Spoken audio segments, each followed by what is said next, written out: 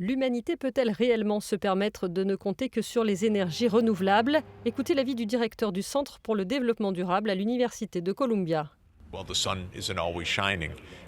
soleil ne brille pas forcément tous les jours, le stockage de l'énergie est coûteux, mais nous constatons aujourd'hui que le coût du stockage diminue fortement. Les technologies s'améliorent, favorisant la flexibilité et la résilience des systèmes d'énergie renouvelables. Il y a une bonne perspective pour un avenir vert et non nucléaire d'ici le milieu du siècle. D'ailleurs, dans la seconde moitié du XXIe siècle, peut-être que l'énergie de fusion, qui est tout à fait différente de la façon dont nous produisons le nucléaire aujourd'hui avec la fission, peut-être que cela viendra. Peut-être que nous aurons de l'énergie nucléaire d'une manière différente et plus sûre, qui n'entraînera pas de risque de prolifération par exemple, ou d'accidents, ou de déchets longue durée. Et bien sûr, il y a toujours des endroits particuliers avec des défis spéciaux. Mais dans l'ensemble, la plupart des scénarios montrent aujourd'hui qu'il n'est pas nécessaire d'avoir recours au nucléaire pour atteindre la neutralité.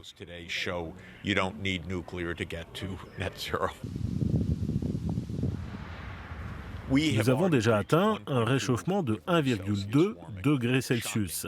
C'est choquant. Les études montrent que c'est le réchauffement le plus important de ces 100 000 dernières années. Nous continuons à nous réchauffer parce que la Terre n'a même pas encore rattrapé les émissions humaines de gaz à effet de serre.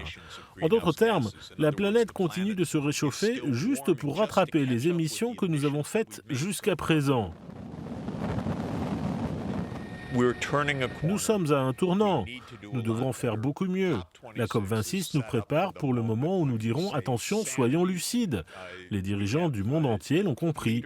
Ils ont intérêt à se montrer à la hauteur.